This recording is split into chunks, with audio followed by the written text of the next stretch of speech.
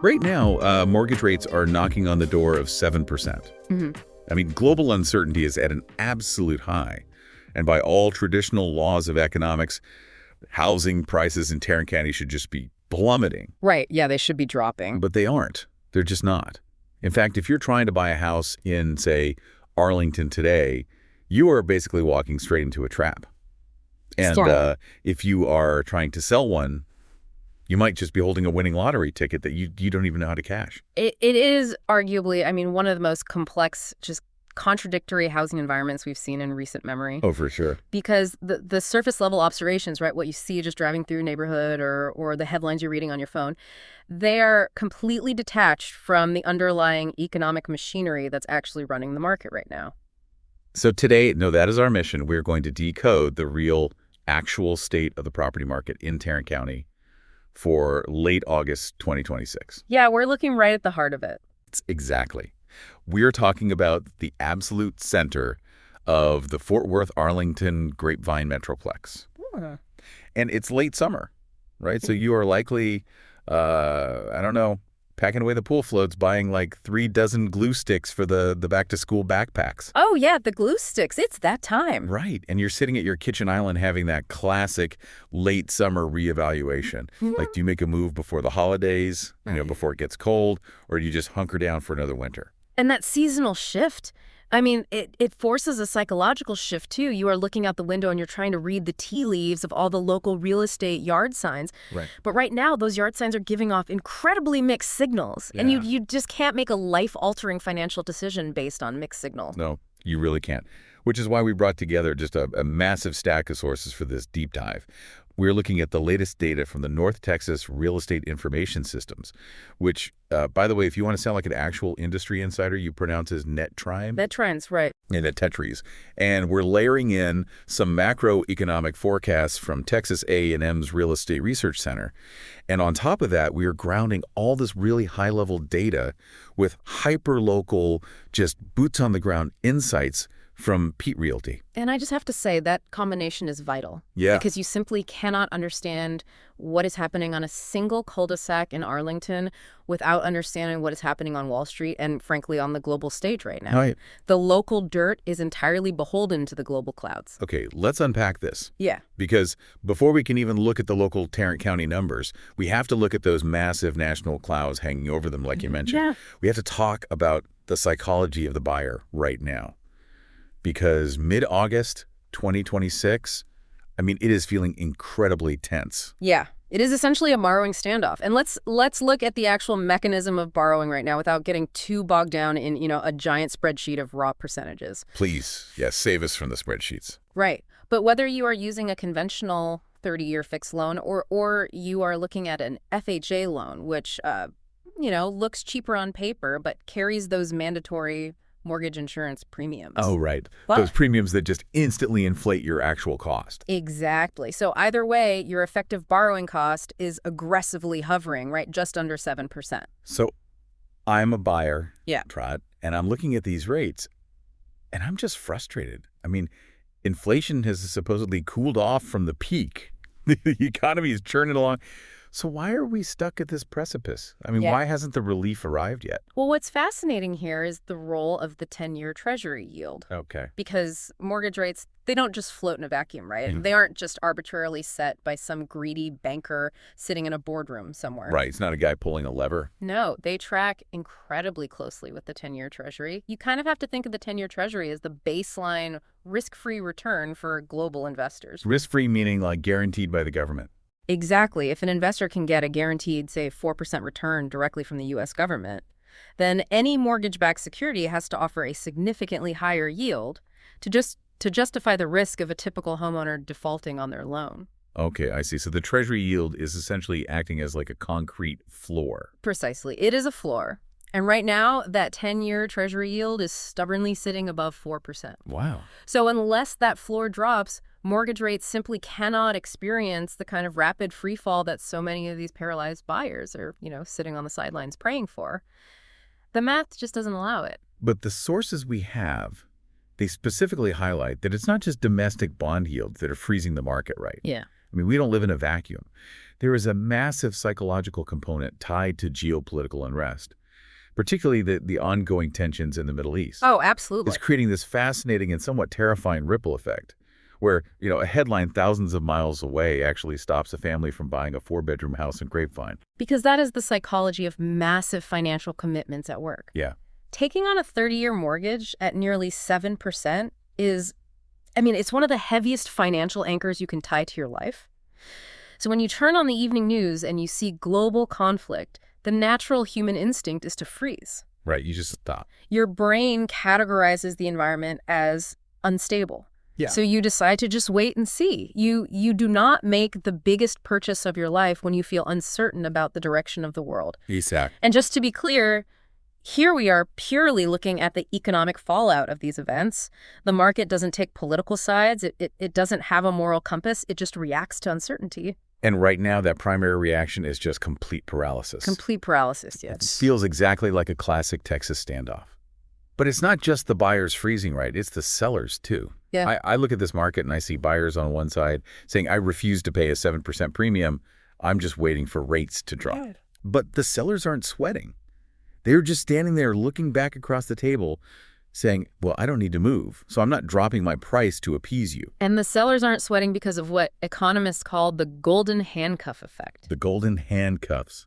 I love that term. It's so accurate, though, because you have to remember that a massive portion of current homeowners, they either bought or they refinanced during the pandemic era. Right, when rates were basically free. Exactly. They are sitting on historical 3 or 4% mortgage rates. So if I have a 3% rate right, and I decide I want to sell my house to buy, a slightly bigger house across town at today's 7% rate, how does that math actually hit my wallet? Oh, it destroys your purchasing power. I mean, if you give up a 3% rate to take on a 7% rate, you are effectively paying thousands of dollars more every single year just for the privilege of borrowing the exact same amount of money. Wow. The principal isn't buying you a nicer kitchen or a bigger yard. That extra money is just vaporizing into interest payments. That is painful.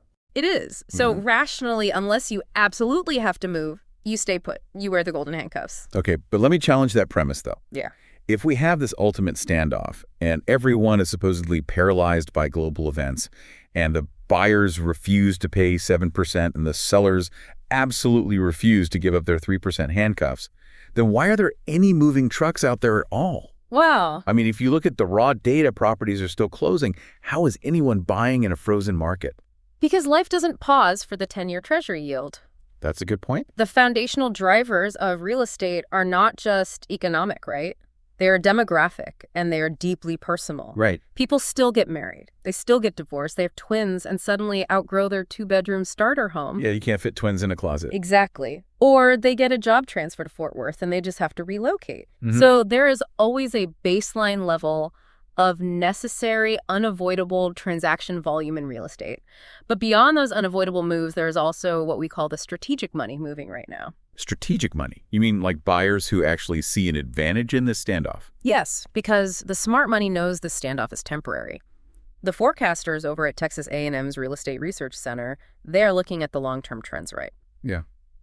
And they're projecting a gradual easing. Okay, easing to what exactly? Well, if inflation stays near its targets and the economy cools at a manageable pace, they see rates falling toward a 5.0 to 5.6% range by late 2026. So this dam of paralyzed buyers and handcuffed sellers is eventually going to break. The pressure is building behind that dam every single day. Wow. But until it breaks, we are left with a very strange, very localized reality, which kind of requires us to look at the actual ground truth in Tarrant County. Right. Because if the macro environment feels like it's just trapped in amber, Yeah. the hyper-local numbers, they tell a surprisingly different, highly nuanced story. Yeah, let's dig into those local Tarrant County numbers.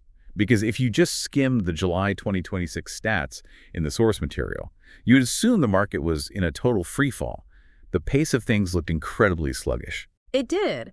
But to understand the nuance, we really need to look at what happens when you isolate a single month of real estate data. Like, what did that July snapshot look like on the surface to you? On the surface, I mean, it looked like everyone just packed up and left town. Yeah. New listings hitting the market were down almost 6% compared to the previous July. Pending sales, the homes that actually went under contract, those plummeted nearly 16%. Huge drop. Right, and the actual closed sales for the month dropped about 8% from last year. So if I just look at those red arrows pointing down, I'm thinking the real estate market is collapsing. And this is exactly the danger of month-to-month myopia in real estate data. It is the easiest trap for a consumer to fall into. Month-to-month myopia. Yeah, you grab a single 30-day window, you see a decline, and you just internalize a panic narrative. But real estate is inherently seasonal and highly susceptible to short-term anomalies. What kind of anomalies? I mean, a single month can be entirely skewed by a holiday weekend falling on a weird day or a massive Texas heat wave keeping buyers indoors. Oh yeah, nobody wants to look at houses when it's 110 degrees outside. Exactly. Or it could just be a backlog of random closing delays at the title companies. You simply cannot judge the health of a housing market by a 30-day snapshot. Well, here's where it gets really interesting. When you pull the lens back, when you look at the year-to-date data for Tarrant County to capture the whole picture, the narrative flips entirely. Right. Because yes, July felt sluggish. But if you count up every single closed property, for the first 7 months of 2026, we are sitting at over 13,000 closed sales. Which is not a decline at all. No. It's actually a slight increase. Closed sales year-to-date are up 0.6% compared to the first 7 months of last year. And this is the paradox, right? Despite the borrowing costs knocking on 7%, despite the geopolitical uncertainty, despite the standoff, Tarrant County is actually outpacing last year's sales volume. It is an incredibly resilient local market. It really is. The sky is falling narrative completely crumbles when you look at the year as a whole. And what that year-to-date resilience proves is that the fundamental underlying demand in that Fort Worth, Arlington, Grapevine triangle is just rock solid. Yeah, people just want to live there. They do. The job market supports it. The infrastructure supports it. But pace, how fast homes are selling and how many are moving, that's only half of the equation. Right. Pace tells us about the velocity of the market. What you, as a homeowner or a potential buyer, what you really need to know is how this weird volume paradox is affecting the actual value of a property. Exactly, because I'm sitting here looking at my online home value estimate, just praying it hasn't tanked because buyers are supposedly paralyzed. So what is actually happening to property values in this strange environment? Well, you can breathe a sigh of relief. The pricing reality in Tarrant County is an absolute masterclass in leverage. Okay. If we look at the median sales price for July 2026 across the whole county, it flatlined at exactly $350,000. And if we narrow our focus specifically to single-family homes, which is, the bulk of the market, the median price sat at $354,995. So 0% change. Completely flat compared to a year ago. Yep, the flat. Now, the sources do mention the average price dropped about 4% for the month. But just like the volume data, if you look at the year-to-date average, it's actually up 2.6%. Exactly. But let me ask you about that flat median price. Yeah. Is a flatline price really a victory for a seller? I mean, it sounds like stagnation. If we connect this to the bigger picture, a flat median price in a 7% interest rate environment is a massive structural victory for Tarrant County sellers. Why is that? To truly understand why, you have to look at what is happening just next door. Over in Dallas proper, they saw a rather sharp 4.1% year-over-year price correction. Oh, wow. Yeah, Dallas prices actively went backward. That correction is giving buyers in Dallas a slightly better cost of entry right now, but Tarrant County is holding the line completely. But logically, why is Tarrant holding firm when a massive neighbor like Dallas is slipping? I mean, if buyer demand is taking a hit across the board because borrowing money is so expensive, shouldn't prices drop everywhere to compensate? That's just basic supply and demand. It is basic supply and demand, but you are only looking at the demand side of the scale. Yeah. Yes, demand is down because buyers are paralyzed by rates, therefore prices should fall. But they aren't falling because supply, the actual physical inventory of homes for sale is dropping even faster than demand. Wait, really? Yes, across all property types in Tarrant County, active listings dropped nearly 10%. And if you look at the broader second quarter of 2026, homes for sale dropped a staggering 11.6%. So the inventory is shrinking faster than the buyer pool is shrinking. Exactly, which leaves Tarrant County with just 3.6 months of single-family inventory right now. Now, I hear this metric all the time, but let's break it down mechanically. What does 3.6 months of supply actually mean in the real world? It is a measure of market velocity and leverage. It basically means that if not a single new house was listed for sale starting tomorrow, It would only take 3.6 months for the current pool of buyers to purchase every single remaining home on the market in Tarrant County. Wow. We would be at zero inventory in about 100 days. That is so fast. It is. In real estate economics, a balanced market. A market where neither the buyer nor the seller has a distinct negotiating advantage that is generally considered to require 5 to 6 months of supply. So at 3.6 months, we are completely starved for inventory. Heavily starved. Because inventory is so incredibly tight, the sellers still retain almost all the leverage, even with significantly fewer buyers shopping. Okay. It is basically a giant county-wide game of musical chairs. I like that. Right? Because of the high interest rates, there are fewer players walking around the circle right now. The buyers have stepped back, their arms are crossed. But when the music stops, there are even fewer chairs available in Tarrant County than there are players. So the person who owns the chair, meaning the seller, they still get to dictate the terms. They still win the game. And the ground-level data backs up your musical chairs analogy perfectly. Does it? Yeah, because even in this tense standoff, Tarrant County sellers are currently getting 96.1% of their original list price at the closing table. That's incredible. And those homes are only spending an average of 45 days on the market. Think about what that means mechanically.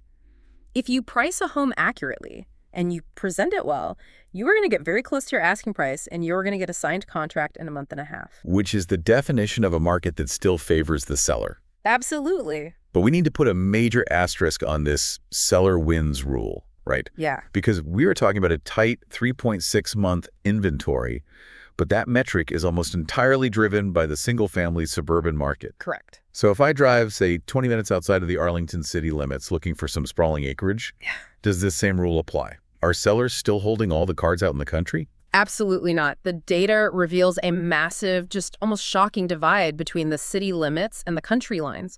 You are essentially looking at two completely different economic ecosystems existing inside the exact same county. Okay, let's talk about those farm and ranch properties, because the numbers here, honestly, they blew my mind. They are wild. If you're looking for that classic Texas image, right? A sprawling acreage with cattle and a big farmhouse right in Tarrant County, it basically says good luck. Yeah. The July 2026 reports recorded 0 farm and ranch sales. None. Mm-hmm. And according to the sources, this trend of 0 sales goes back over a year. Which, well, jarring on a spreadsheet, right? And it shouldn't be entirely surprising if you understand the actual geography. Tarrant is a highly urbanized and suburbanized county. Oh, for sure. It's anchored by major sprawling economic engines like Fort Worth, Arlington, and the whole DFW airport corridor. The raw land that used to exist there has largely been absorbed by commercial development and massive suburban subdivisions over the last few decades. The true farm and ranch inventory essentially doesn't exist there anymore. But they do still track raw land sales. Mm-hmm. And the land data is incredibly volatile. Sure. There were 26 land sales in July, which is down 32% from last year. But here's the crazy part. The average price of that land plummeted 44%, all the way down to about $273,000. Huge drop. But the median price actually rose 36% to $180,000. I mean, how can the average completely crash while the median shoots up like that?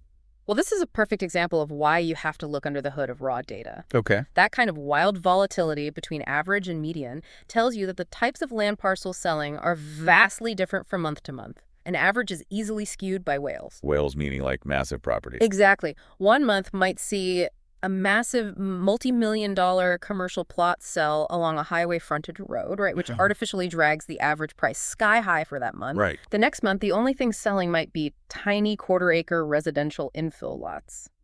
The median, though, which is the exact middle number of all sales that rose, which means the baseline cost of a typical plot of BERT is actually getting more expensive even if there were no whale commercial sales to prop up the average this month. Okay, that makes total sense. But here is the most important metric for anyone looking at land right now. Raw dirt in Tarrant County is sitting on 15.8 months of supply. And you have to compare that to the 3.6 months for single-family homes. 15.8 months is a massive, heavy, undeniable buyer's market. Wow, so it flips completely. Completely. Mechanically, land takes much longer to sell for several reasons. Financing raw land is significantly harder, and it requires larger down payments than a traditional mortgage. Because there's no house to act as collateral. Right. And the buyer pool is drastically smaller. If you are selling dirt in Tarrant County right now, you are going to be waiting a very long time, and the buyer has all the leverage to negotiate you down. Which brings up a crucial insight from our sources about having the right guide in this market. We look at the background of David Peet from Peet Realty. Oh, yeah. He's got over 12 years of experience as a sales agent. But what stood out to me wasn't just his sales volume, it was his lifestyle. Right. The notes mention that he and his wife care for retired Tennessee walkers, those are horses for anyone not up on their equestrian terms, out on the North Texas LBJ Grasslands Trail System. And they raise British white cattle. And that background, it's not just a fun biography, right? It is highly relevant data when you are looking at how divergent these micro markets are. How so? Because the skills required to navigate a 3.6-month supply bidding war for a 4-bedroom house in Arlington are fundamentally entirely different from the skills needed to evaluate a rural property. Right, because if you want true farm and ranch, the data is screaming at you that Tarrant County just isn't the place. You need to look at neighboring rural counties like Parker-Wise or Hood. Yeah. And if you go out there, you need a specialist. You need an agent who knows how to evaluate fencing conditions, who understands how severed water rights work, who can actually analyze soil types, and who knows exactly how to maintain an agricultural tax exemption. Yep. If you hire someone whose entire career is selling half-acre suburban lots in Grapevine, and you expect them to understand the nuances of a 15-month supply land market in Wise County, I mean, you are setting yourself up for a financial disaster. It's exactly the difference between seeing a general practitioner and a specialist surgeon. That's a great way to put it. When the market metrics diverge this sharply, when single-family homes are tightly constrained and raw land is incredibly loose, you need a partner who understands the hyper-local leverage dynamics and the physical realities of exactly what you're trying to buy or sell. So what does this all mean? We've covered the macro environment with the sticky 7% rates and the golden handcuff standoff. Right. We've covered the micro environment, where inventory is starved for homes, but absolutely flooded for land. So if you are sitting at your kitchen island right now in late August 2026, looking at those packed up pool floats, what is your actual playbook for this fall? How do you break the paralysis and actually make a move? Let's split this into 2 definitive playbooks based on the data. First, for the buyers. The most actionable strategy for you right now is to stop waiting for a magical sudden rate drop. Yeah, stop hoping for a miracle. Right, because the 10-year Treasury is keeping rates stable near 7% right now and wishing won't change the bond market. But because the overall volume of sales has cooled slightly and there's a tiny bit of loosening in the inventory compared to the absolute frenzy of a few years ago, you have a very rare window to actually negotiate with a seller. Which is the silver lining of the standoff. I mean, you aren't competing with 20 other unhinged offers, waiving all your inspection contingencies, and basically offering your firstborn child to win a house anymore. You can actually breathe and negotiate. Exactly. So your play here is to ask for seller concessions. Specifically, you want to negotiate for rate buydowns. Instead of haggling over dropping the raw purchase price of the home by, I don't know, $10,000 or $15,000, you ask the seller to pay for a 2-1 buydown on your mortgage. Okay, walk me through the actual mechanics of a 2-1 buydown, because I think a lot of people hear that term and they just think it's real estate jargon. How does that actually work in practice? A 2-1 buydown is where the seller actually takes a lump sum of their own cash from their equity and they put it into an escrow account at closing. Okay. That cash is then used to subsidize your interest rate for the first 2 years of your loan. It artificially lowers your rate by 2% your first year and 1% your second year. Oh, I see. So if your baseline rate is 7%, you are only paying a 5% rate for the first 12 months and then a 6% rate for the next 12 months. The seller's cash in escrow makes up the difference to the lender. That is an incredible strategy. A rate buydown impacts your monthly out-of-pocket cash flow way more dramatically than a slight dip in the total purchase price. It does? It buys you time. It bridges the gap with a lower monthly payment until those forecasted lower rates finally arrive in 2026 or 2027, and then you can permanently refinance. That's the exact play. Okay, what about the sellers? If they hold the leverage with only 3.6 months of inventory, can they just stick a sign in the yard, leave the house a mess, and just coast to a closing? Absolutely not. No. The market is tight, but it is not blind. Remember that 96.1% list to sold ratio we discussed? Yeah. That number is a reward for sellers who price accurately and present beautifully. It is not a guarantee for mediocrity. Buyers are paying top dollar, and they are doing it at high interest rates. They feel financially stretched. Yeah. Because of that, they have zero tolerance for properties that need a bunch of deferred maintenance or are just delusionally overpriced. The strategy for sellers is aggressive, proactive preparation. Fix the peeling paint stage, the spare rooms, repair the fence, and just get the property in immaculate condition right now. But let me push back on that urgency. Why should a seller rush to prep their house right now if they're perfectly happy sitting in their 3% golden handcuffs? I mean, why not just wait until they're good and ready? Because of the dam we discussed at the very beginning. This raises an important question about market timing. Okay. The standoff is temporary. When the geopolitical tensions eventually ease, and when the Federal Reserve and the Treasury yields allow mortgage rates to drop toward that forecasted 5% mark, the psychological paralysis of the buyers is going to vanish overnight. The dam will break. And a massive flood of buyers is going to rush back into the market all at once, fighting over the exact same houses. Precisely. And when that market wakes up, sellers must have their houses ready to show the second it happens. If you wait until rates hit 5% to start painting your baseboards and fixing your roof, you are going to miss the initial highly lucrative surge of pent-up buyer demand. You'll just be too late. Yeah, you have to be ready before the dam breaks. Okay, let's bring this all together. Tarrant County, late August 2026. We are in a structural holding pattern. The overall pace of sales might look a bit sluggish on a month-to-month basis, but the underlying demand is incredibly strong. Prices are holding perfectly flat, and inventory is still heavily starved. It's a classic standoff where neither side holds all the cards, but the seller definitively holds the better hand in the single-family market. It is a market that requires deep, hyper-local strategy, not just emotional reaction. You cannot successfully navigate Tarrant County by following national headlines. You have to look at the ground beneath your feet. Which leaves me with one final thought. And it's a new angle on this data that I want you to really mull over, especially if you are a buyer currently frozen on the sidelines. Okay. We know Texas A&M is forecasting rates to eventually slide down to the 5% range later this year or into 2027. We know that drop will release a massive flood of paralyzed buyers back into the market, but right now today, Tarrant County only has a meager 3.6 months of single-family inventory. Which, as we established, is already a constrained seller's market. Right. So imagine dumping a massive wave of eager, unparalyzed buyers into a market that already doesn't have enough homes for sale. Right. What happens to prices? Oh, the jump. Will we instantly revert to the brutal, chaotic, waived inspection bidding wars of the pandemic era? It leaves you wondering, if everyone rushes the market at 5% and home prices skyrocket to compensate for the sudden demand, does a 5% mortgage on a house that got bid up to $450,000 actually cost you more over 30 years than buying that exact same house today at 7% for its current flatline price of $350,000? Wow. By waiting for a lower interest rate tomorrow, are you risking paying tens of thousands of dollars more in raw principal? It is the ultimate real estate gamble. I mean, you might save heavily on the interest rate, but you might pay a massive permanent premium on the purchase price to win the bidding war. Run that math in your head as you pack away those pool floats this week. Thanks for joining us on this deep dive into the numbers. Keep your eyes on the data. Find yourself a trusted specialist to navigate the local dirt, and we'll see you next time.